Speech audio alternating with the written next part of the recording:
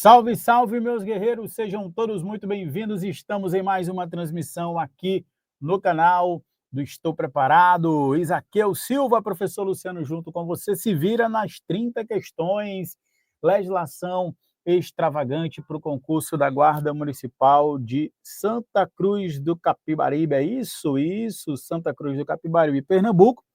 Nós vamos, a partir de agora, estar resolvendo algumas questões dentro do seu programa, dentro do seu edital, para que nós possamos, claro, colocar mais um tijolinho na nossa construção chamada aprovação. Tá legal? Segue o professor Luciano nas redes sociais, vai ser um maior prazer ter você conosco. E aí, nas próximas, pouco mais de uma hora, né? Uma hora e pouquinho aí, até as 10h10, depois de 10h30 aqui, nós vamos estar juntinhos aqui, tá bom? Trabalhando temas super importantes para a sua prova, dentro da legislação extravagante, aquelas leis que vieram no seu edital, no seu programa. E sem mais delongas, eu vou começar aqui a apresentar para você a nossa primeiríssima questão, tá? Uma questãozinha que parece boba, uma questãozinha que parece que não, parece que ela não pega, mas se a gente não ficar atento, ela pode trazer prejuízo, porque é aquele tipo de questão que todo mundo acerta e se você erra, você já tem prejuízo ali, tá bom, na contagem do seu score. Tá legal? De acordo com o Estatuto Geral das Guardas Municipais, Lei Federal 13.022 de 2014, a cor preferencial para o uniforme e os equipamentos padronizados da Guarda Municipal é o primeiro ponto, pessoal, que a gente precisa lembrar aqui é que quando a gente fala exatamente, quando a gente trata exatamente da guarda municipal dentro da estrutura administrativa de um município, nós precisamos lembrar que a guarda municipal ela constitui a sua autonomia. Ela tem a sua autonomia, autonomia financeira, autonomia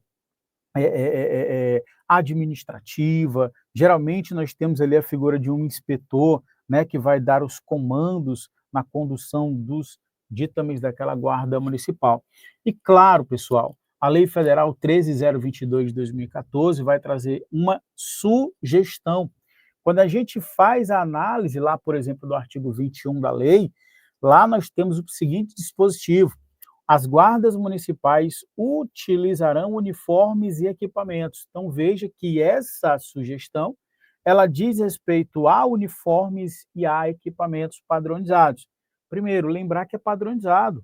Não obstante nós tenhamos a autonomia da guarda municipal, a guarda municipal, sim, detém autonomia para tomar ali as suas decisões administrativas, inclusive a cor de seus equipamentos, de seu uniforme, tá? Só que ela vai ali olhar para uma sugestão. Geralmente eles trocam esse preferencialmente por obrigatoriamente. Não, é uma sugestão da lei federal. Tá bom? Por quê? Porque as guardas têm autonomia para definir isso. Mas preferencialmente, né? E claro, o Brasil todo praticamente, né? Vai ali trazer o azul marinho como a cor preferencial de uniformes e equipamentos. Então, pessoal, o azul marinho vai ser a cor preferencial de uniformes e equipamentos, beleza? Lembrando que não há uma obrigatoriedade por conta da lei, pelo contrário, existe uma sugestão. Então, o gabarito aqui da nossa questão, claro, vai ser letra E de estou preparado. Questãozinha tranquila, né? Preto não, vermelho não, verde escuro, cinza, chumbo tampouco, azul marinho, letra E de estou preparado. Questãozinha boa, questãozinha excelente, tá? E, claro, lembrar também, pessoal, que o azul marinho aqui, né, é uma sugestão e muitos municípios, de fato, cumprem, né? Muitos municípios, tanto é que chamam de a Força Azul. Geralmente nós temos aí, o Estou Preparado, trazendo aí a questão da Força Azul, exatamente em homenagem à sugestão trazida pela Lei 13.022 de 2014. Tudo bem? Bacaninha? Já curtiram? Já compartilharam? É isso aí, vamos que vamos. Vamos à questão de número 2, uma questão ainda que fala sobre o Estatuto Geral das Guardas, lei federal que vai trazer ali as diretrizes principais que devem ser cumpridas ali no âmbito das guardas municipais, tá? Vamos lá, questão 2 fala assim: acerca da lei 13.022, professor, geralmente quando vem na prova a lei X, Y, Z, ela não traz ali o que ela regulamenta? Não. Então você tem que ficar também atento com relação a isso. Bateu o olho, Lei 13.022 já tem que associar a Guarda Municipal.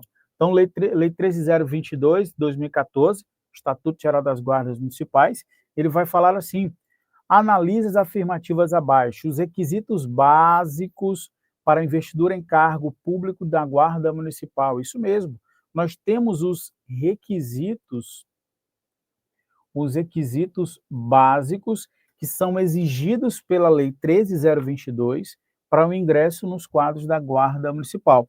É óbvio que primeiro eu preciso ter o concurso público, tem que ter concurso público, mas os requisitos nós vamos encontrar lá no artigo 10. Veja comigo, ó. São requisitos básicos para a investidura do cargo em cargo da Guarda Municipal.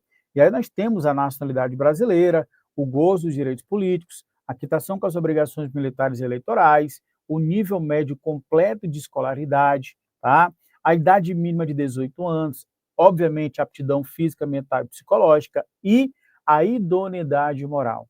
Idoneidade moral que é comprovada pela investigação social, as certidões expedidas pelo Poder Judiciário, estadual, federal e distrital. Repare que aqui nós temos o que chamamos de, anota para mim aí, ó, requisitos básicos. Professor, por que são requisitos básicos? Porque poderão existir outros requisitos exigidos pela administração pública, além desses que estão dispostos no artigo 10. Porque o parágrafo único, ele arremata dizendo: outros requisitos poderão ser estabelecidos em lei municipal. E aqui 2 pontos eu quero chamar a atenção. O primeiro deles, galera, é o seguinte, ó. O primeiro deles é que esses requisitos que são exigidos para o ingresso ali nas carreiras da Guarda Municipal, eles só podem estar estatuídos em lei. Não é por decreto, não é por qualquer outro ato normativo infralegal. Somente por meio de lei é que se pode exigir requisitos para investidura em cargo público, sobretudo na Guarda Municipal. E o segundo ponto que a gente precisa fixar aqui é que esse rol, tá? Esse rol de requisitos básicos para investidura constitui um rol exemplificativo. Exemplificativo. Professor, por que é um rol exemplificativo? Porque poderão existir outros requisitos além desses que são sugeridos pelo artigo 10 da lei. Tá legal? Então vamos lá. Volta na questão aqui comigo, professor. Nacionalidade brasileira, perfeito. Idade mínima de 21, nós vimos que a idade mínima é 18, não é 21. Quitação com as obrigações militares e eleitorais, sim. Aptidão física, tão somente não. Aptidão física, aptidão psicológica, aptidão mental, tá bom? Então, ó, gabarito da questão aqui vai ser o quê? Gabarito, anota comigo, letra B de bola. Tudo bem? Questãozinha também top, que a gente colocou 2 pontuações aqui. A gente avançou, não nos limitando somente à análise do artigo 10 da lei. Nós aprendemos o quê? Nós aprendemos que os requisitos para a investidura poderão ser exigidos outros, desde que previsto em lei municipal. Então, professor, quer dizer que, eventualmente, a lei municipal ela pode exigir um outro requisito, além desses requisitos que estão aqui? Exatamente. Requisito municipal, um outro requisito municipal também pode ser exigido. Tá legal? Então tá aí, superamos aqui mais uma questãozinha. Vamos lá. Questão agora de número 3. Fala assim, ó, acerca dos princípios que norteiam a atuação das guardas municipais, ele pede a alternativa correta. Muito cuidado para não confundir conhaque de alcatrão com catraca de canhão. São 2 artigos que eu vejo muitos alunos aí, né, fazendo mistura, confundindo, e aí muitas vezes cai numa prova fácil por conta de besteira. Vamos lá. Existem princípios norteadores das condutas das guardas municipais estatuídos pela lei. Perfeito. Só que você não pode confundir esses princípios com as competências. Então, você vai prometer para mim que não vai confundir aqui, ó, princípios com as competências. Competências são atribuições. são atividades designadas pela lei ao guarda municipal, que nós vamos ver mais na frente. Princípios norteadores das condutas do guarda é outra coisa totalmente diferente. E os princípios estão dispostos no artigo 3, nos seguintes dizeres: são princípios mínimos. Opa, princípios mínimos porque poderão existir outros, tá? De atuação dos guardas municipais. Primeiro deles, a preservação dos direitos fundamentais, do exercício da cidadania e da dignidade e da liberdade pública. O guarda municipal ele precisa entender que dentro do seu exercício do poder de polícia, quando ele limita, restringe ou condiciona o exercício dos munícipes ali, ele tem que respeitar os direitos fundamentais. Porque o guarda, tudo bem que ele tem um poder de polícia, mas ele não pode ser tirano, ele não pode violar direitos estatuídos na Constituição, por exemplo. Ele precisa respeitar, resguardar a cidadania e a liberdade pública, tá? Outro princípio é a preservação da vida, redução do sofrimento e diminuição das perdas. Em todas as atribuições e atuações do guarda municipal, ele tem que ter ali uma conduta que busca sempre redução de sofrimento, diminuição de perda e, principalmente, preservar a vida. Outro princípio, patrulhamento preventivo. Eles trocam por ostensivo. O patrulhamento é preventivo por quê? Porque aqui nós estamos buscando uma situação, tá bom? Uma situação de evitar danos. Então, a guarda municipal, quando fica ali nos bens públicos, quando fica ali nas instalações e nos serviços do município, ele está ali realizando um patrulhamento o quê? Preventivo. De modo que se busque o quê? A evitar. De modo que se busque a evitar eventuais danos. Uso progressivo da força. Olha aí outra aí, galera. Uso progressivo da força. A força, muitas vezes, vai ser utilizada pelo guarda municipal, mas ela tem que ser progressiva. E eu poderia dizer que essa progressividade está diretamente ligado com a proporcionalidade. Proporcionalidade. Eu não posso utilizar, por exemplo, a pistola atirando, sendo que o indivíduo não me oferece nenhum tipo de risco. Por quê? Eu estaria sendo desproporcional e não estaria cumprindo o princípio do uso progressivo da força. É sempre importante você associar o uso progressivo da força com a própria proporcionalidade, tá? E com isso a gente consegue resolver a questão. Vamos lá. Ele pede a correta questão relacionada sobre princípios, que você prometeu para mim, que não vai confundir com as competências, tá? Proteger os direitos humanos fundamentais, exercício da cidadania e das liberdades públicas constitui patrimônio norteador, cadê? Princípio, melhor dizendo, norteador da atuação da Guarda Municipal. Pessoal, proteger os direitos fundamentais, exercício da cidadania e liberdades públicas. Sim, constitui sim é um gabarito. Letra A de armadilha, eu preciso analisar os demais, tá? Patrulhamento repressivo. Opa, nós vimos que o patrulhamento não é repressivo. O patrulhamento ele é o quê? Ele é preventivo. C, uso ostensivo da força. Não é uso ostensivo. O uso é o quê? Progressivo da força. Olha aí, ó. Progressivo. Preservar a vida e reduzir o sofrimento constitui princípios norteadores da atuação da Guarda Municipal, mas não há preocupação relacionada com a diminuição de perdas. É claro que há.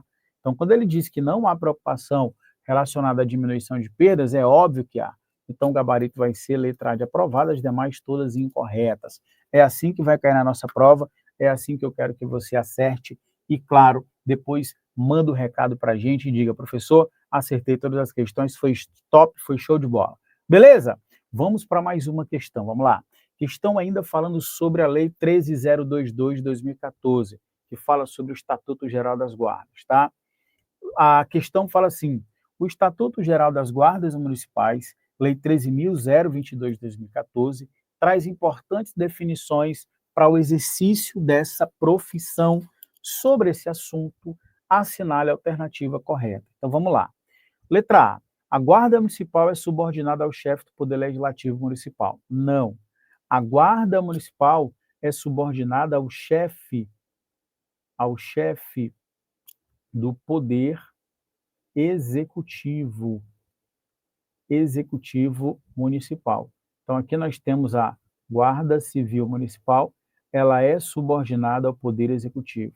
E, claro, o Poder Executivo ele é representado pelo prefeito, tudo bem? Então, quando ele diz aqui, ó, pelo Poder Legislativo, já deixa aqui errado, já ficou incorreto aqui. Beleza, pessoal? Tranquilo? Vamos lá, bora lá ver aqui a letra B. Então, letra A já fica prejudicada, né? Não é. Os serviços da Guarda Municipal são específicos de cada município. Não, até aqui tudo bem.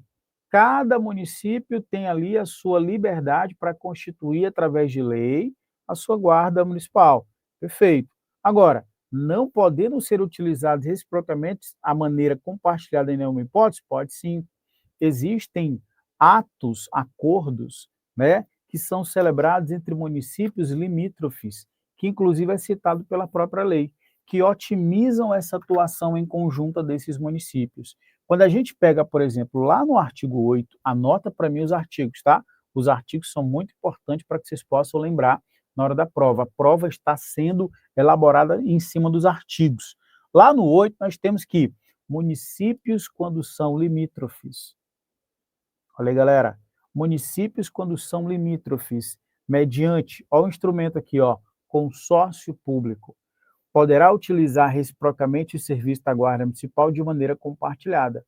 Professor, é possível utilizar Guarda Municipal de maneira compartilhada? Claro. Sabe por quê, pessoal?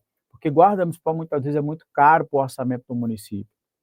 E se eu tenho um município que é pequeno, que é limítrofe, e que é possível fazer ali a utilização compartilhada da Guarda Municipal, é possível fazer mediante o cumprimento desses dois requisitos. O primeiro requisito é que devem ser municípios limítrofes. A própria lei no artigo 8 exige isso. O município tem que ser limítrofe. Segundo, vai ser um instrumento. Qual é o instrumento? Consórcio público, tá? Consórcio público entre os municípios que vão ali acordar a questão da guarda municipal compartilhada. Show de bola? Então veja que a questão, ó, falou o quê? Que não pode. É claro que pode. C, para denominar a estrutura hierárquica da Guarda Municipal, é necessário a denominação idêntica e das forças militares quanto aos postos e graduações. Olha que coisa absurda, pessoal. Títulos, uniformes, distintivos e condecorações. Opa, quer dizer então que a Guarda Municipal ela tem que copiar tudo aquilo que é preceito da Polícia Militar? Claro que não. A resposta aqui, pessoal, ela é negativa.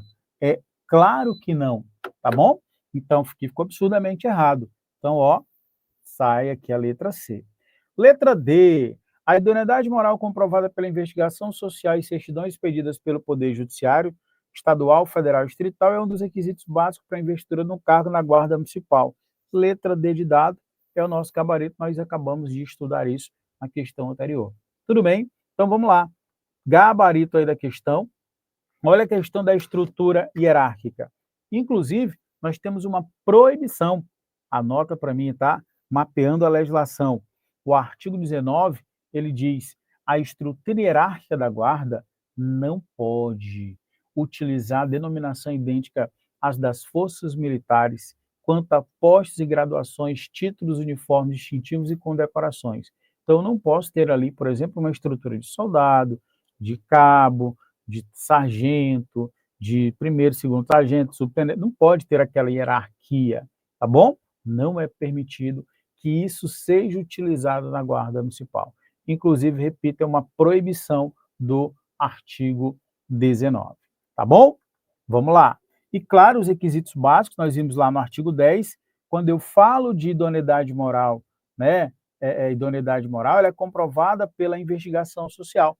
Tanto é verdade que no edital de vocês tem lá a investigação social. Para que serve, professor?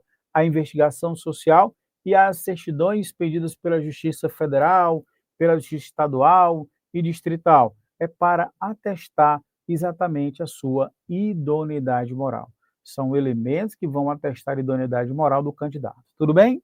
Resolvida mais uma questão, né, galera? Vamos embora. Questão de número 5 agora. De acordo com a lei, agora nós temos uma outra lei. Então, a gente sai da Lei Geral das Guardas, a gente agora adentra no mundo da Lei de Drogas. Tá legal? Que também está no nosso editalzinho, né? A Lei de Drogas. Lei de Drogas. Professor, o que eu preciso estudar na Lei de Drogas?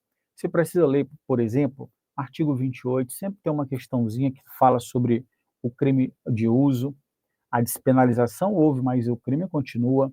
O tráfico de drogas no 33 em diante, suas modalidades. A política nacional começou a cair bastante, então esses tópicos são importantes, por isso que eu trouxe para mostrar para vocês.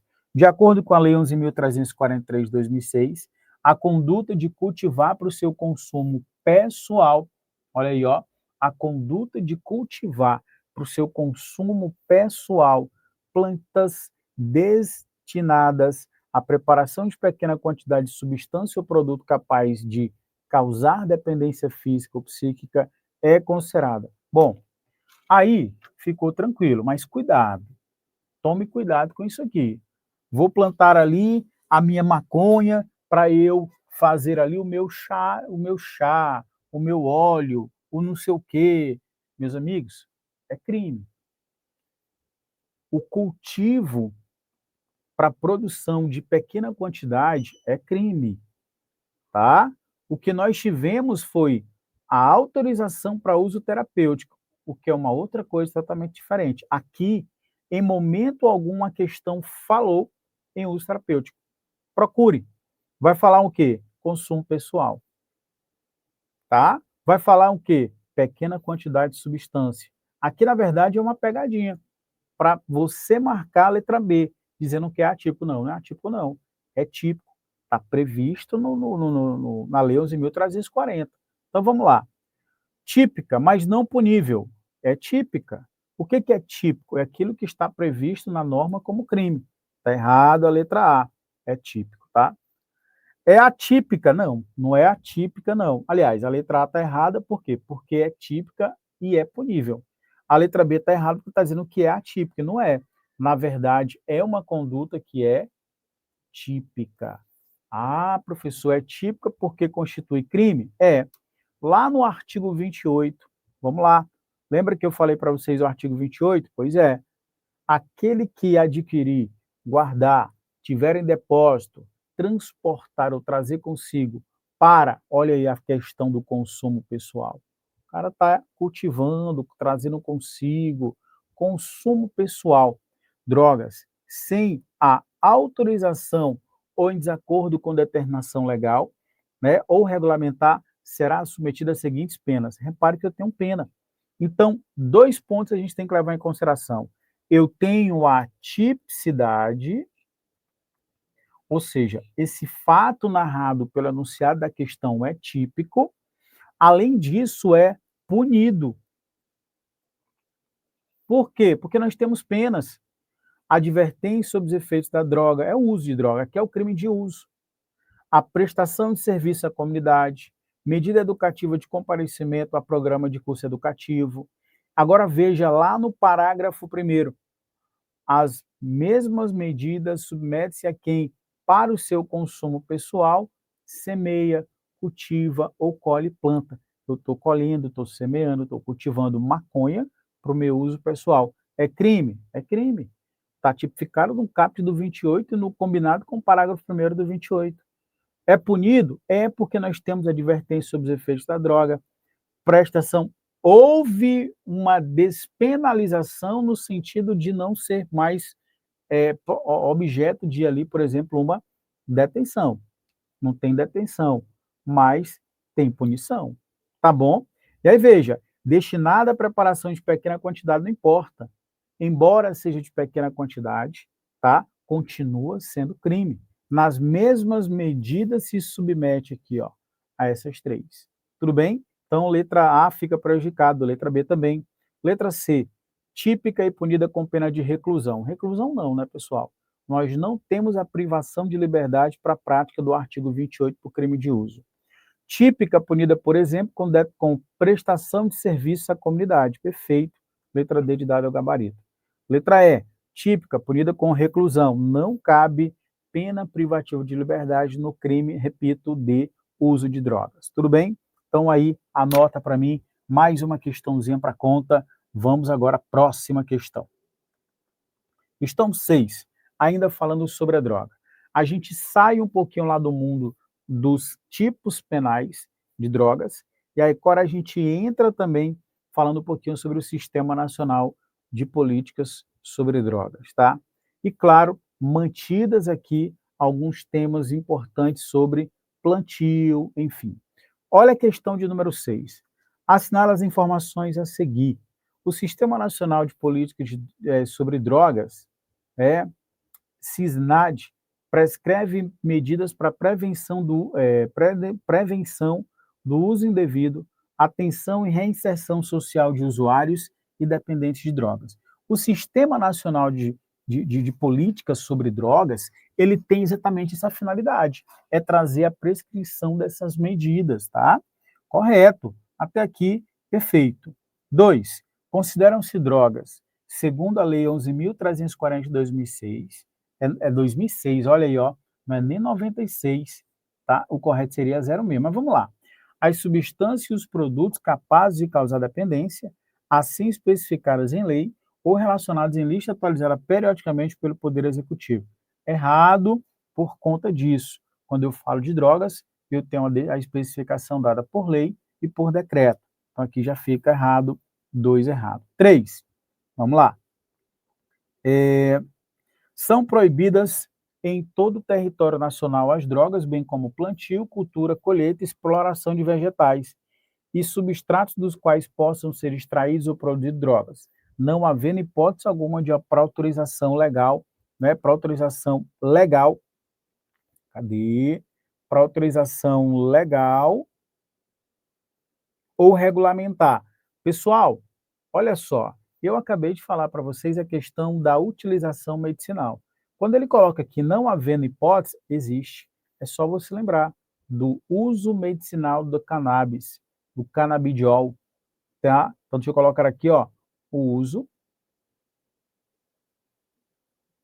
medicinal. O uso medicinal. Então, isso aqui está o quê? Errado. Gabarito. O gabarito aqui vai ser o quê?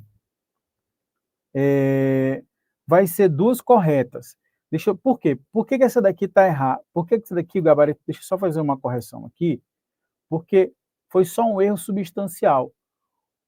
A questão errou somente não é 96, porque essa lei aqui, a lei de drogas, é a lei 11.343 de 2006, tá? Então ficou aí errado por isso, mas considerou como correta, tá bom? Então letra D de dado seria o gabarito. Então, 1 correto, né? 1 correto, 2 correto, mas fazendo somente essa correçãozinha que não é 96, é 2006, e a 3 está errada porque nós temos a figura lá da utilização. Então vamos lá.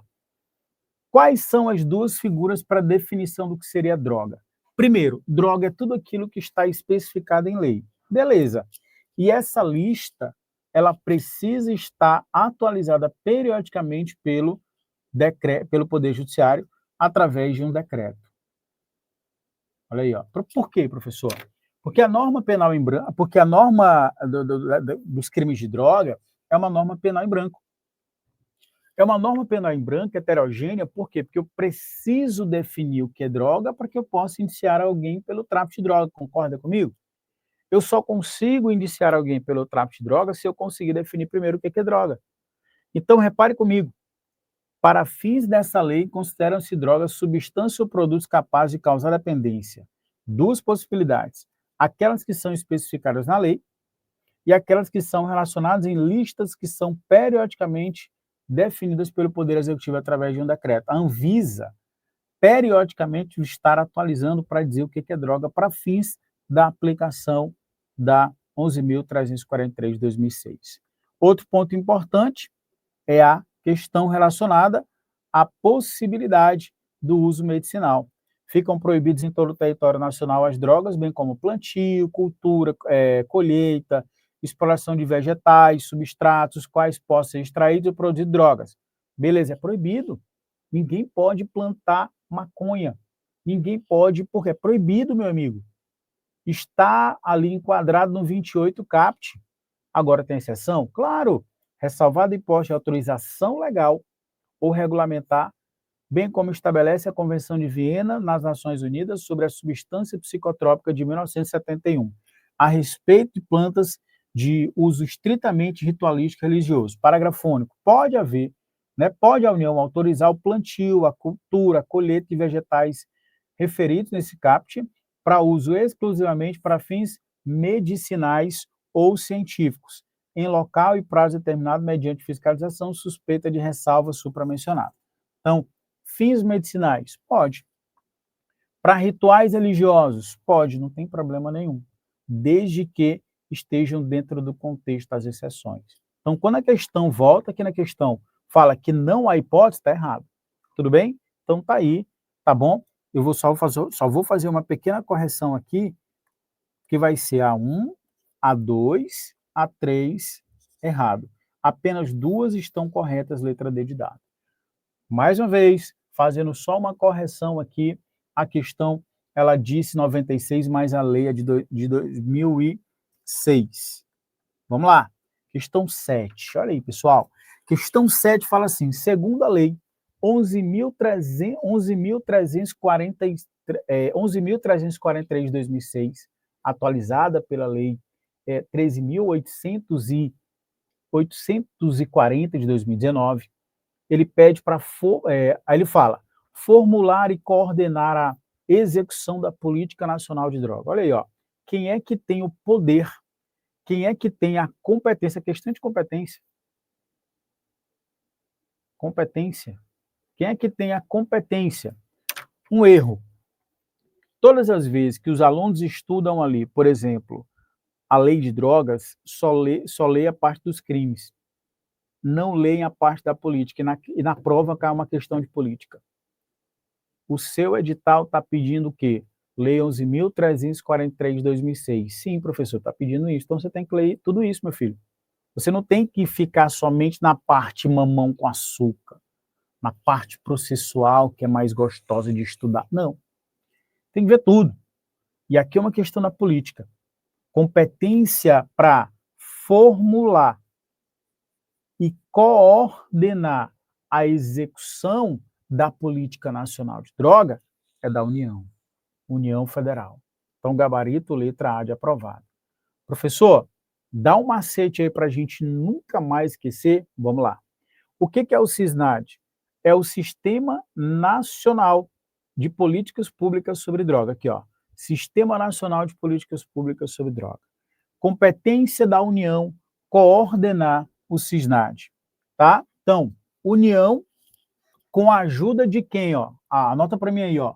A União com a ajuda do Estado, do Distrito Federal e do município.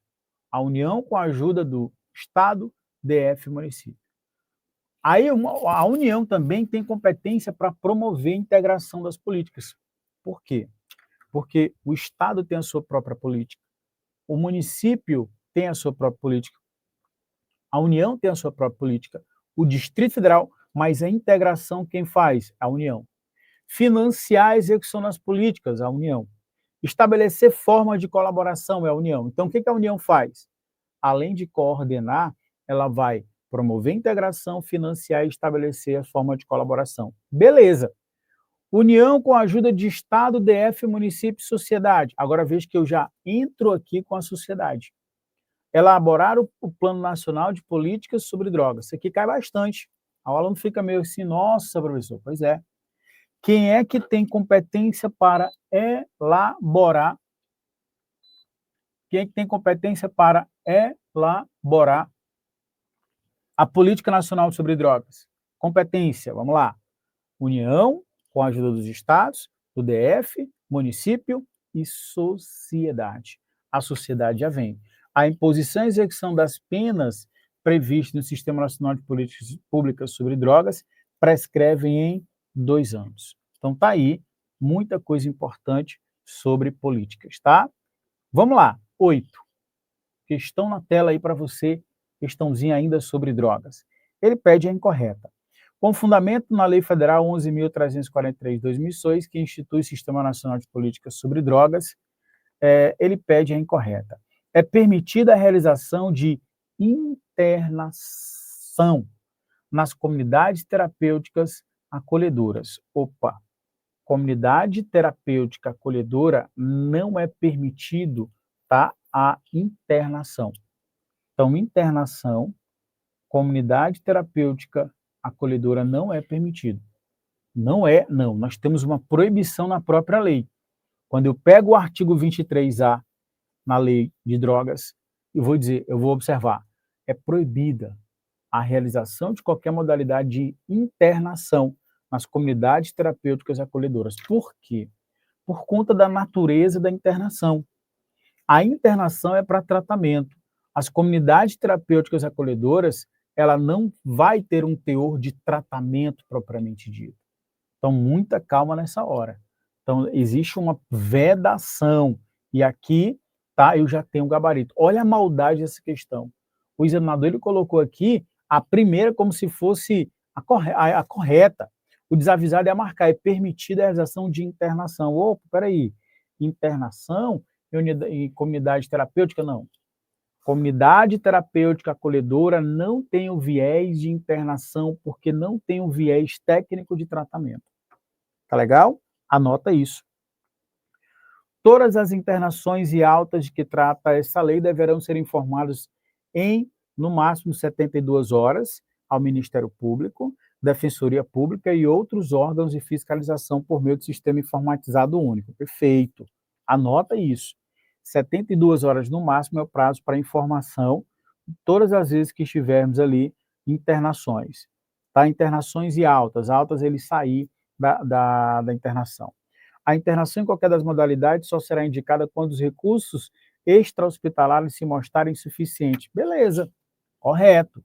Quando os recursos fora do âmbito hospitalar não forem capazes de tratar, aí é que nós vamos para a internação. Isso quer dizer o quê, professor? Que a internação funciona como se fosse uma última tentativa. Então, também está correto. A internação involuntária perdurará apenas o tempo necessário à desintoxicação, no prazo máximo de 90 dias, tendo o seu término determinado pelo médico responsável. Perfeito. O que é internação involuntária? É internação contra a vontade daquele indivíduo. É a famosa internação compulsória. A internação compulsória tem que levar em consideração o tempo necessário para a desintoxicação das substâncias tóxicas do organismo, as drogas, tá? No prazo máximo de 90 dias. Não pode ser mais que isso. E o término é determinado pelo próprio médico. O término da internação voluntária é quando ele tem vontade, ele quer internar-se, dá-se por meio de determinação do médico responsável ou por solicitação escrita da pessoa que deseja interromper o tratamento. Correto também aqui, correto, todas elas. Gabarita, anota para mim, letra A de aprovado. Tudo bem? Por quê? Porque, mais uma vez, está errado, não se interna em comunidades terapêuticas acolhedoras. 9. Agora nós vamos começar a falar sobre os crimes sujeitos à lei do preconceito de raça ou de cor. Infelizmente, nós ainda temos condutas que têm essa conotação, crime de preconceito de raça e cor, tá? Então vamos lá. Olha só, assinar a alternativa correta, de acordo com as previsões expressas na Lei Federal 7716 de 89. Pessoal, na prova de vocês, analisando muitas questões aí, provas anteriores de guarda municipal, o que cai? Professor, é possível identificar o que? É possível. Os crimes tipificados na 7716. Quer uma dica de última hora? Olha para os crimes. Quais são os crimes tipificados de preconceito, raça e cor? Quais são as condutas que caracterizam crime? Vocês vão saber. Então, a questão 9 é exatamente sobre esse tema. Vamos lá. É crime impedir ou obstar. Ele está pedindo o quê? Para a gente marcar a correta, tá, pessoal? Vamos atrás. A correta. É crime impedir ou obstar o acesso a alguém devidamente habilitado a qualquer cargo da administração direta ou indireta, bem como das concessionárias de serviços públicos. Opa! O indivíduo foi aprovado no concurso público e aí houve um impedimento dele tomar posse. Opa! O indivíduo ele foi habilitado para qualquer cargo da administração direta e indireta e ele foi simplesmente impedido. Nesse caso, é crime de preconceito, raça e cor? É crime, meus amigos. Bora fazer a análise aqui, a letra B? É contravenção penal, impedir ou obstar alguém devidamente habilitado? Opa, não é contravenção penal. Nós acabamos de falar que é crime. Qual é a diferença do crime para contravenção? É assim, ó. Nós temos a regra que é infração penal, e aí nós temos o crime e a contravenção. Qual a natureza do crime para contravenção? Todo crime é infração penal. Toda infração penal, toda infração penal é uma contravenção, tá? Mas nem toda, vamos lá. Todo crime é uma infração penal. Toda contravenção é uma infração penal. A diferença do crime e contravenção penal está na natureza da pena, que no crime eu vou aplicar ou reclusão, detenção, tá? E eu tenho aqui na contravenção penal prisão simples e ou multa. E no crime, vou aplicar pena restritiva de liberdade, pena restritiva de direito, enfim. A diferença é que na contravenção é prisão simples e multa. Meus amigos, o crime relacionado a impedir ou obstar acesso a alguém devidamente habilitado a qualquer cargo da administração pública é crime. Nada de contravenção penal. É mero ilícito administrativo? Não, não é mero ilícito administrativo, não. É mero ilícito civil? Não, é crime mesmo, letra A de aprovado. Ah, professor, show de bola. Se tiver assim, é infração penal, tá certo? Tá, por quê? Porque todo crime é infração penal. Tudo bem? Nós vamos encontrar isso na lei, professor? Sim. Artigo 3, Lei 7716 de 89. Isso cai muito. Então, tenha muita atenção com isso. Olha aí, ó. Impedir ou obstar alguém de acesso devidamente habilitado a qualquer cargo da administração direta ou indireta, bem como das concessionárias de serviços públicos, configura crime. Configura crime. Artigo 3 da lei. Tá bom? Mais uma questãozinha. De acordo com a Lei 7716, constitui crime. Olha o que eu falei para vocês. Todas as provas de guarda municipal que eu faço uma revisão, eu digo, isso aqui cai, isso aqui não cai, isso aqui cai, isso aqui é importante, isso aqui não é. E está lá. Porque por esse Brasil todo, nós temos já um padrão de guarda municipal. Olha aí, ó. Foi o que eu falei para vocês. De acordo com a Lei de 7716, os crimes de discriminação.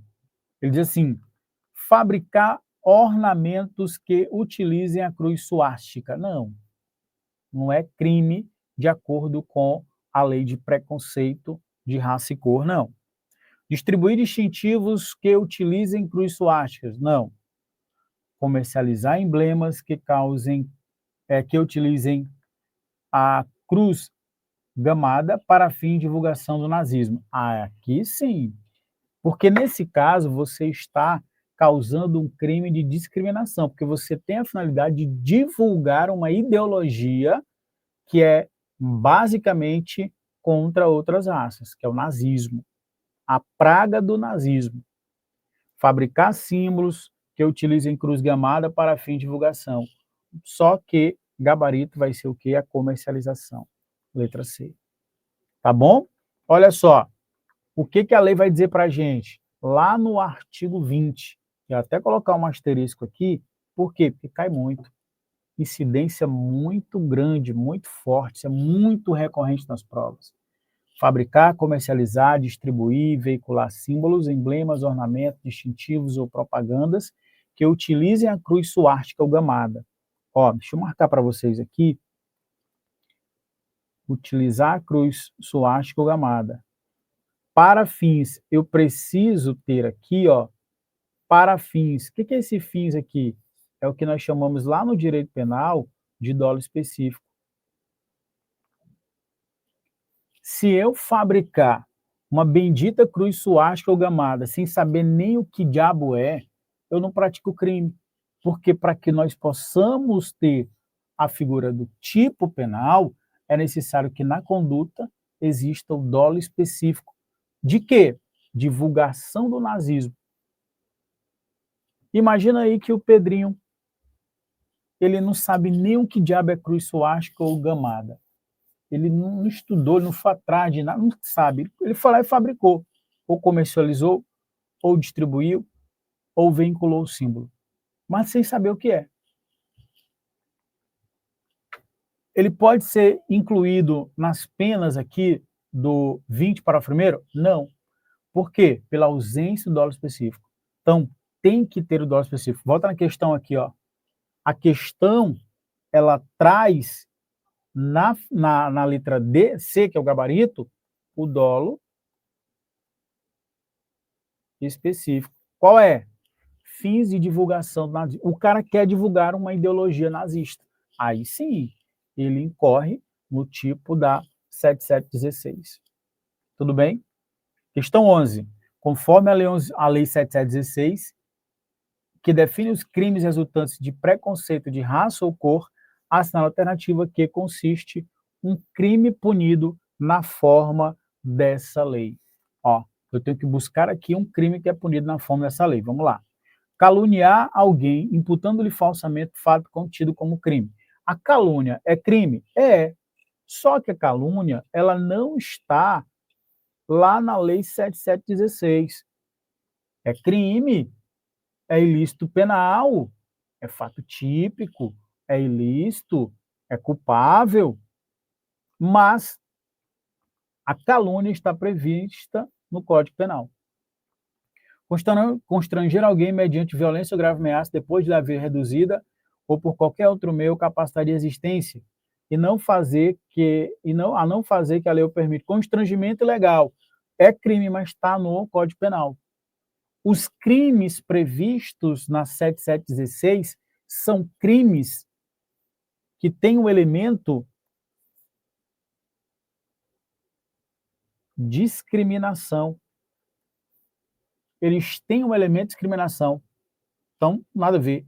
Expor alguém por meio de relações sexuais ou qualquer ato libidinoso, contágio, moléstia venérea, né? Isso aqui também vai estar no Código Penal.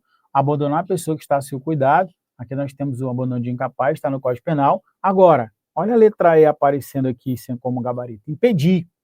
Impedir ou obstar o acesso a alguém devidamente habilitado a qualquer cargo de administração direta e indireta, bem como os concessionários. Aqui eu tenho uma atitude discriminatória. Eu não vou nomear por conta da cor, por conta da raça, enfim, eu tenho ali uma questão discriminatória. Então, o gabarito vai ser a letra E de estou preparado. Vamos lá. 12. Segundo a Lei 7716, as condutas relacionadas a seguir constituem crime de racismo, à exceção de uma. Ele vai trazer para a gente algumas condutas, né?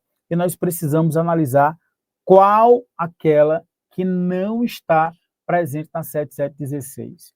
A letra A fala assim, ó, impedir o acesso ou recusar atendimento a restaurantes, bares, confeitarias ou locais semelhantes abertos ao público.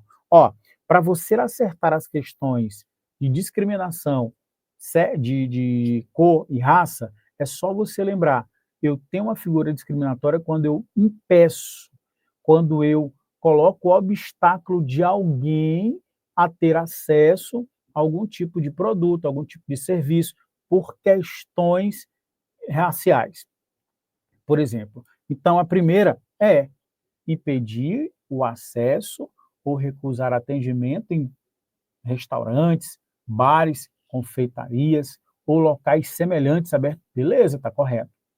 B, impedir o acesso ou recusar a hospedagem. Veja que eu impedi o acesso. Ou recusei a hospedagem de pensão, estalagem ou qualquer estabelecimento similar. Beleza? Constranger alguém com emprego de violência ou ameaça, causando-lhe sofrimento físico em razão de discriminação racial ou religiosa. Cuidado. Ah, professor, mas aqui apareceu a figura da cadê? Discriminação racial e religiosa. Mas aqui eu já tenho a figura do crime de tortura. Aqui já é tortura. E o crime de tortura, ele vai de encontro à violência, né? Aliás, ele vai de encontro à questão relacionada ao físico, ao mental. A tortura, que é o gabarito aqui da questão, não está na 7716, porque eu tenho a lei de tortura. Agora, bora ver a letra D. Veja que a letra A, a letra B, a letra D e a letra E, pelo fato de serem crimes discriminatórios, todos eles falam em impedir acesso, negar acesso. Vê comigo a letra D, ó. Impedir o acesso às entradas sociais em edifícios públicos ou residenciais, elevadores ou escada de acesso a eles. Olha a letra E. Negar ou obstar emprego em empresa privada. Olha aí. Negar ou obstar, né, ou causar obstáculo ao emprego em empresa privada. Então, aqui eu tenho também que vai ser correto. A única, que é o gabarito da questão, é exatamente a letra C, porque a letra C nós temos um crime não de discriminação, mas um crime de quê? Um crime de tortura. Tá legal? Eu tenho um crime de tortura. Passando aqui, vamos lá. Constitui crime de tortura, olha aí, ó. Constranger alguém com emprego de violência ou grave ameaça causando-lhe sofrimento físico ou mental em razão de discriminação racial. Cuidado para não confundir o crime de discriminação com o crime de tortura. Tortura, eu já tenho o emprego da violência ou grave ameaça, tá bom? Causando sofrimento físico e mental. Deixa eu só colocar aqui uma... Eu vou apagar aqui para fixar para vocês esse comentário, para você nunca mais esquecer isso. E um asterisco. Por quê? Quando eu coloco asterisco, cai na prova. Então vamos lá. A principal diferença entre o crime de tortura e o crime de racismo, ou, deixa eu colocar aqui, ó, preconceito, tá? É que o crime de tortura envolve violência ou grave ameaça, resultando em sofrimento físico ou mental, enquanto o crime de racismo envolve discriminação ou preconceito de raça, cor, etnia, religião ou procedência nacional. Então, eis a diferença. Tá bom? 13. A conduta de impedir o acesso às entradas sociais de edifícios públicos, elevadores ou escadas de acesso, em razão de preconceito de raça, cor, etnia, religião ou procedência nacional, é considerado. Vamos lá. Contravenção penal. Eu já tiro aqui onde contravenção penal. É crime. Infração disciplinar? Não. Crime. E aí vem, apenado com quê? Agora deu. Com reclusão, detenção. Pessoal, todo crime de racismo, ele é inafiançável, ele é imprescritível, ele é sujeito à pena de reclusão. Tá bom? Então, onde tem detenção aqui, ó, já tiro. Então, gabarito, letra E de estou preparado. Então, racismo, lá na Constituição Federal, isso é inafiançável, imprescritível, ele é sujeito à pena de reclusão, tá bom? Então, o gabarito vai ser aqui, letra E de estou preparado. Bacana demais. Olha aí. Nós vamos encontrar isso aonde? Na 7716. Falou em impedir acesso, falou em restringir acesso por questões relacionadas a sexo, aliás, idade, cor, raça, precedência nacional. Nós temos ali a figura do crime de preconceito. Reclusão, meu amigo, ó. Reclusão de 1 a 3, não é detenção. Tá bom? 14. No tocante aos crimes resultantes de preconceito, raça ou cor, pode-se afirmar que a Lei 7716 de 89, letra A, não constitui efeito da condenação penal a perda do cargo ou a função pública para o servidor público que for sujeito ativo do crime. Meus amigos, é sim uma das formas de punir. A perda do cargo da função pública é uma das formas de punir aquele indivíduo que tenha praticado crime de preconceito no âmbito da administração pública. Ou você acha que o cara vai praticar um crime de preconceito no âmbito da administração pública e continuar no emprego público? Então, aqui, ó, anota para mim, está errado porque ele diz que não constitui. Tá legal? Deixa eu mostrar para vocês aqui no 16. Vê lá. Olha o que o artigo 16 fala para a gente, ó. Constitui efeito da condenação a perda do cargo ou função pública para o servidor público ou a suspensão do funcionamento do estabelecimento particular por prazo não superior a 3 meses. Se o crime de discriminação for praticado no âmbito da administração pública por um servidor público, a condenação pode ensejar a perda do cargo da função pública dele. E se for um estabelecimento particular, professor, nós temos o que? A suspensão por prazo não superior a 3 meses. Beleza? 18. Os efeitos que trata 16 não são automáticos, devem ser declarados na sentença que condenar. Beleza? Vamos lá. A suspensão do funcionamento de estabelecimento particular por prazo não superior a 3 meses constitui efeito da condenação automático, pois não deve ser... Opa, está errado. Eu acabei de falar para você que essas punições, a suspensão do funcionamento do estabelecimento quando o crime acontecer diante do estabelecimento, né, particular, que é a suspensão das atividades por até 3 meses, tá? Tem que ser prevista na norma. Aliás, na sentença condenatória, não é automática. Não se considera crime fabricar distintivo que utilize suástica para fim de divulgação nazismo. Errado. Eu acabei de falar que é crime, né? Porque nós temos o dolo específico, ó. Então, quando não se considera crime, errado. Então, letra A, letra B está fora, letra C também. Letra D. No caso de prática de discriminação, preconceito de raça por intermédio de publicação de qualquer natureza, constitui efeito da condenação após o trânsito ser julgada a decisão, a destruição do material apreendido. Perfeito. Destruição do material apreendido é um dos efeitos da condenação.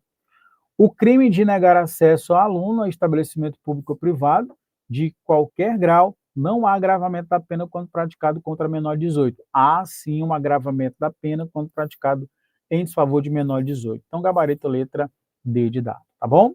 Vamos lá, fundamentando aqui. Veja comigo o artigo 20. Olha como é muito, muito recorrente nas provas o artigo 20. Praticar, induzir, incitar discriminação ou preconceito de raça, cor, etnia, religião ou precedência nacional. Aí, no caso, nós temos a figura do parágrafo primeiro, que é fabricar, comercializar, distribuir ou veicular símbolos, emblemas,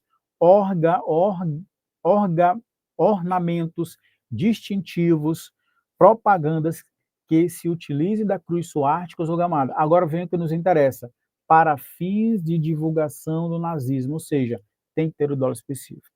Na hipótese do parágrafo segundo, constitui efeito da condenação após o trânsito em julgar a decisão, a destruição do material. Aquele conjunto de cruz suástica ou gamada, quando apreendido, vão para a destruição. Qual é o momento? Após o trânsito em julgado da decisão. Beleza?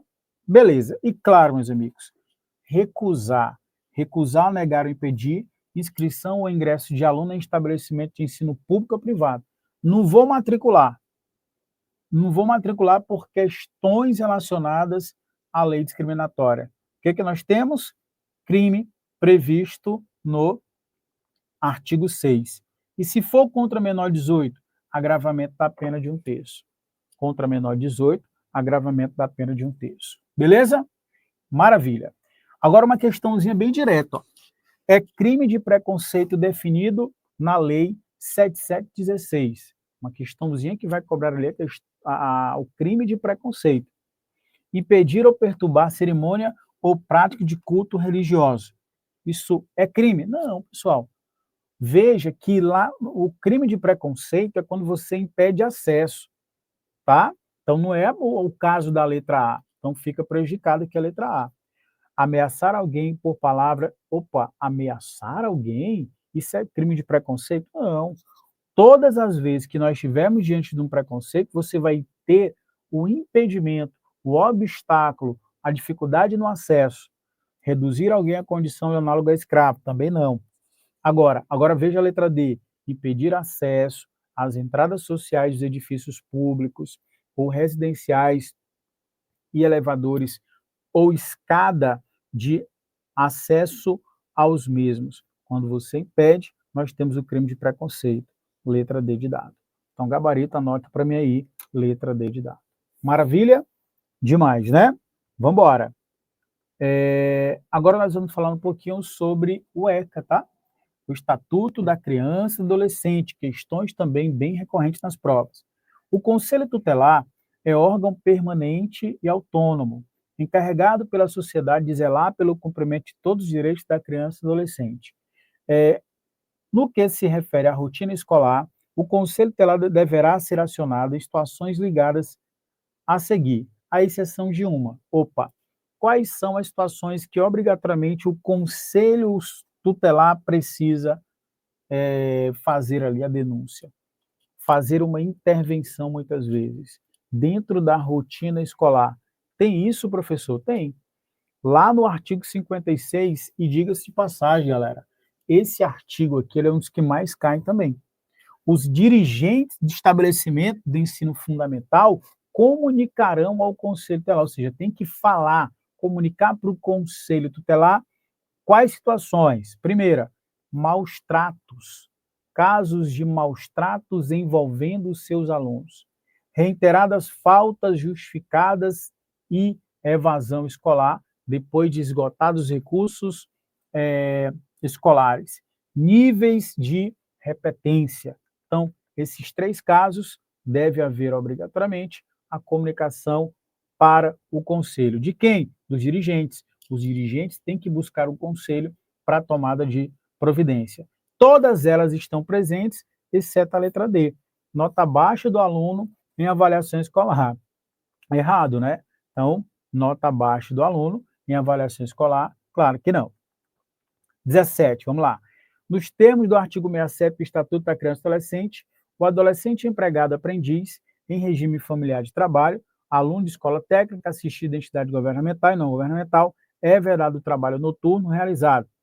O aluno aprendiz a partir dos 14 anos, anota isso, ó, a partir dos 14 anos de idade, o aluno aprendiz a partir dos 14 anos de idade, beleza? Ele não pode trabalhar em horário noturno, atividade penosa, perigosa ou insalubre. Não pode. Mas o que seria horário noturno? Entre as 22 horas de um dia, tá? E 5 horas do dia seguinte. Por quê? A jornada de trabalho de 22 horas do dia anterior a 5 do dia posterior é o que chamamos de noturno. Então, o aprendiz, a partir dos 14, não pode trabalhar horário noturno, atividade perigosa, atividade insalubre e atividade penosa. Não é permitido. Nós vamos encontrar isso aonde? Na letra A de aprovar. Tá legal? Beleza. Olha só, nós vamos encontrar isso exatamente no artigo 67 do ECA. 18. Segundo o artigo 17 da Lei 8069, que dispõe sobre o Estatuto da Criança e do Adolescente, o direito ao respeito consiste da integridade física. Pessoal, quando eu respeito os direitos de crianças e adolescentes, eu estou violando ou estou inviolando? Inviolando. A inviolabilidade consiste no respeito. Então, letra A de aprovado. Beleza? Questãozinha também super tranquila. 19. A Lei 8069 de 90 dispõe sobre o Estatuto da Criança e do Adolescente. Marque não, né? Marque aquela que não está de acordo com essa lei. É obrigatória a vacinação de crianças nos casos recomendados pelas autoridades sanitárias? Se nós tivermos ali casos recomendados ali pelas autoridades sanitárias de vacinação, tem que vacinar. Ok. A criança com necessidade de cuidados odontológicos especiais será atendida no Sistema Único de Saúde? Claro, SUS. A criança e adolescente têm direito à liberdade, a respeito, à dignidade como pessoa humana em processo de desenvolvimento. Ok. E como sujeito de direitos civis, humanos, sociais, garantidos na Constituição e nas leis. Correto. Os pais, os integrantes da família ampliada, os responsáveis, os agentes públicos executores das medidas socioeducativas ou qualquer pessoa encarregada de cuidar de criança ou adolescente, tratá-los, educá-los ou protegê-los, que produzem castigo físico ou tratamento cruel ou degradante como formas de correção, disciplina, educação ou qualquer outro pretexto, nem sempre estarão sujeitos a sanções. Estarão sim, pessoal, porque é proibido. O quê? O castigo físico, né, o tratamento cruel, degradante, não é permitido.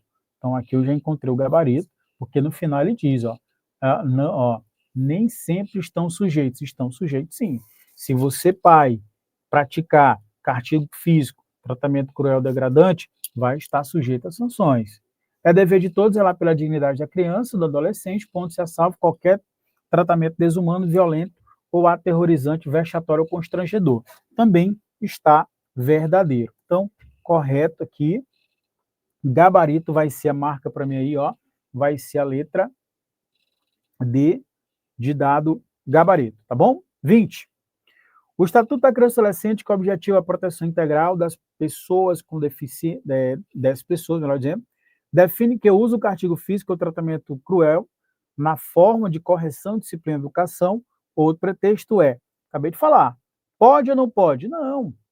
De novo, mais uma vez, anota para mim, castigo físico, tratamento cruel ou degradante, galera, é o quê? É proibido. O pai, o gestor para aquela criança não pode, autorizado, liberado, permitido, não, proibido, devendo ser obrigatoriamente comunicado ao Conselho Tutelar, buscar de suspeita ou confirmação de sua ocorrência contra criança e adolescente. Perfeito, letrado e aprovado. 21. Sobre a Lei Maria da Penha, marque V para verdadeira e F para falsa. Vamos lá. Questão sobre Lei Maria da Penha. A lei cria mecanismo para coibir e prevenir a violência doméstica familiar contra a mulher e estabelece que a violência doméstica familiar contra a mulher é qualquer ação ou omissão baseada no gênero que lhe cause morte, lesão, sofrimento físico, sexual, psicológico, dano moral, patrimonial. Perfeito. Isso aqui é o conceito, de fato, né, de violência doméstica. Corretíssimo. Vamos lá. Próxima. A violência doméstica familiar pode ocorrer no âmbito da unidade doméstica, no âmbito ou familiar, ou família, ou em qualquer relação íntima de afeto. Perfeito. Quando a gente fala de violência doméstica praticada contra a mulher, acontece no âmbito familiar, relacionamento íntimo, perfeito. A lei é específica para mulheres, depende de orientação. Opa! Olha o erro aqui, independe de orientação sexual. Falso. A assistência à mulher em situação de violência doméstica familiar será prestada de forma articulada e conforme os princípios e diretrizes previstos na Lei Orgânica da Assistência Social, Sistema Único de Saúde, Sistema Único de Segurança Pública, entre outras normas e políticas públicas de proteção emergencial, quando for o caso. Corretíssimo, né? Gabarito letra B de bola, a única falsa é a penúltima. Beleza? 22. Assinala a alternativa e marque V para as verdadeiras e F para as falsas. Cabe singularmente à União criar condições necessárias para o efetivo exercício dos direitos vinculados à proteção da mulher. Pessoal, nós temos 4 entes federados, União, Estado, Município e DF. É só a União que vai buscar condições necessárias à proteção da mulher? Não, pessoal. Então aqui, falso. Próxima. A relação de violência doméstica contra a mulher pode-se afirmar que se constitui uma das formas de violação dos direitos da pessoa humana. Todas as vezes que um indivíduo causa violência contra a mulher, ele praticou uma violência contra a pessoa humana. Então, aqui, verdade. É atribuição exclusiva do município onde a mulher reside desenvolver política pública. Já está errado. Não é atribuição exclusiva do município, tá? Então ficou errado aí. Algumas questões são bem nítidas, né? É direito da mulher em situação de violência doméstica familiar, o atendimento policial e pericial especializado. Perfeito. Gabarito, letra B de bola. Tá bom? Outra maravilhosa questão. Vou para 23. Sobre as formas de violência doméstica familiar contra a mulher, conforme o que preceitou a Lei 11.340, a Lei Maria da Penha, ele traz duas colunas, né? Coluna 1 e 2. Violência física, moral, psicológica. Entendida como qualquer conduta que configure calúnia, difamação ou injúria. Vai ser o quê? Violência moral. Entendida como qualquer conduta que ofenda sua integridade ou saúde corporal. E aí vai ser o quê? Vai ser violência física. Entendida como qualquer conduta que cause dano emocional, diminuição da autoestima. Aí ficou fácil, né? Vai ser a violência 3 psicológica. Então, 2, 1, 3, nós vamos encontrar na letra B de bola. São as formas de violência que podem ser praticadas contra a mulher, que eventualmente são praticadas contra a mulher. Então, para não errar, tá aqui o macetinho, ó, lembrar só de palavras-chave que você acerta na prova. Violência moral, calúnia, injúria, difamação. Patrimonial, destruição dos bens pessoais, né, da mulher. Sexual, psicológica e física.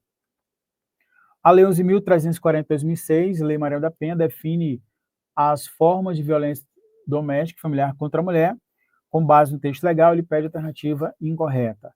Configura violência doméstica e familiar contra a mulher qualquer ação ou omissão baseada em gênero, praticada no âmbito da unidade doméstica, compreendida como espaço de convívio permanente de pessoas com ou sem vínculo familiar, inclusive esporadicamente agregados. Exatamente como está na norma, como está na lei.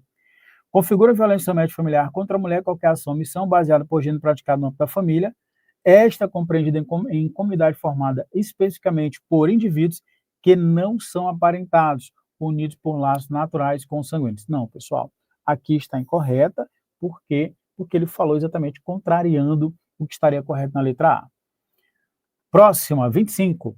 Ele pede a incorreta. Agora estamos aqui na lei de abuso de autoridade. Olha aí, lei de abuso de autoridade. As penas restritivas de direito substitutivas de privativa de liberdade são prestações de serviço à comunidade ou a entidades públicas de suspensão dos exercícios do cargo, funções do mandato pelo prazo de 1 a 6 meses, com a perda dos vencimentos ou vantagens. Está correto, né, pessoal? É uma das punições pelo crime ali de abuso de autoridade. Mas ele pede errada. A obrigação de indenizar o dano causado pelo crime tornada certa, devendo o juiz, a requerimento do ofendido, fixar a sentença o valor mínimo para a reparação dos danos causados. Todas as vezes que uma pessoa pratica crime de abuso de autoridade, né, um agente do poder público praticou crime de abuso de autoridade, já tem o dever de indenizar. E ele só vai pedir para o juiz fixar o valor mínimo. Está correto isso aqui. A inabilitação para o exercício do cargo, mandato, função pública pelo período de 15 anos é efeito da condenação. Não, pessoal. 15 anos? E a inabilitação, não, ó. A inabilitação, sendo um dos efeitos da condenação pelos crimes de abuso de autoridade, é de 1 a 5 anos. Então, quando ele diz 15 anos, errado. 1 a 5 anos, tá? Então, letra C é o gabarito da 25. 26. Considera-se sujeito ativo. E aqui uma dica. Quando eu falo em sujeito ativo, aquele que está praticando o crime de abuso de autoridade. A lei vai ser ampla. Todo mundo é sujeito ativo. Qualquer limitação já está errado. Vamos lá. Ele fala assim, ó, considera sujeito ativo do crime de abuso de autoridade qualquer agente público, servidor ou não, da administração direta, indireta, fundacional de qualquer dos poderes da União, Estado, DF, dos municípios, território, compreendendo servidores públicos e militares ou pessoas a ele equiparadas, exceto se no exercício transitório. Não, inclusive, pessoas que trabalham transitoriamente são consideradas servidores públicos para fins de abuso de autoridade. Então, não é. Próxima, vamos lá. Membros do Poder Legislativo, Executivo e Judiciário. Sim, né? Membros do Ministério Público, também. Membros dos tribunais ou conselhos de conta, exceto, se a atuação seja oriunda de nomeação. Não, ficou errado aqui. gabarito letra B de bola. Ok? 27. Tendo em vista as disposições gerais da Lei 3.869, que é a Lei de Abuso de Autoridade, né, que define os crimes de abuso de autoridade, ele pede a incorreta. Constitui crime de abuso de autoridade conduta praticada pelo agente público com a finalidade específica de beneficiar-se a si mesmo ou a terceiro. Ok, também tem um dolo específico no crime de abuso de autoridade. O agente público, servidor ou não, que, no exercício de suas funções ou a pretexto de exercê-la, abuse do poder que ele tem atribuído, comete crime de abuso de autoridade. Sim, constitui crime de abuso de autoridade a conduta praticada pelo agente público com a finalidade específica de prejudicar alguém. Sim, é outro dolo específico, prejudicar outrem. A divergência na interpretação de lei ou na avaliação de fatos de prova pode configurar? Não pode, e já é o gabarito, porque claramente a lei diz mera divergência de interpretação de lei na avaliação dos fatos não é abuso de autoridade. Letra D de dado é o gabarito, nós vamos encontrar isso no próprio artigo 1º, parágrafo 2º, tá? Os crimes de abuso de autoridade são todos crimes de ação penal pública incondicionada, letra D de dado, aquela cuja titularidade é do Ministério Público, tá? Vamos lá. 29. Com referência à lei de abuso de autoridade, ele vai trazer aqui 3 proposições. Vamos a elas. O agente público condenado por praticar crime de abuso de autoridade poderá perder o cargo ou função pública. Sim. A suspensão do exercício do cargo pelo prazo de 1 ano a 6 meses é restritiva, é pena restritiva de direitos também, né? Para que o agente público seja responsabilizado civil e administrativamente, é necessário que a condenação na esfera criminal é necessária a condenação. Não, são esferas independentes. O indivíduo, ele ser responsabilizado civil e administrativamente, não necessariamente ele tem que ser responsabilizado criminalmente, porque são processos diferentes, são esferas diferentes. Então está errado aqui, gabarito, letra A. 30. Dispõe o artigo 4º da Lei 13.869, que é a Lei de Abuso de Autoridade, né, sobre os efeitos da condenação. Ele pede para a gente analisar os itens a seguir. Tornar certa a obrigação de indenizar o dano causado pelo crime, devendo o juiz, a requerimento do ofendido, fixar na sentença o valor mínimo para a reparação dos danos causados pela infração. Isso é um efeito da condenação, nós já vimos, ok. A perda do cargo, do mandato ou da função pública também. A inabilitação para o exercício do mandato cargo, de 1 a 3 anos. Não, pessoal. Nós vimos que não é de 1 a 3, é de 1 a 5. A inabilitação é de 1 a 5, não é 1 a 3. Por isso é que a letra C, o gabarito, somente 1 e 2 são verdadeiros. Tá bom? Batemos aí as nossas 30 questões sem ultrapassar aí, né, o tempo do colega. Eu acho que vocês curtiram, foi muito bacana aí nossa revisão. Fizemos aí muita coisa em pouco tempo, e foi muito bacana. Então, as revisões, elas sempre são super importantes para que você possa sempre estar muito bem. Um forte abraço, professor Luciano, a gente se vê nas próximas. Valeu, pessoal!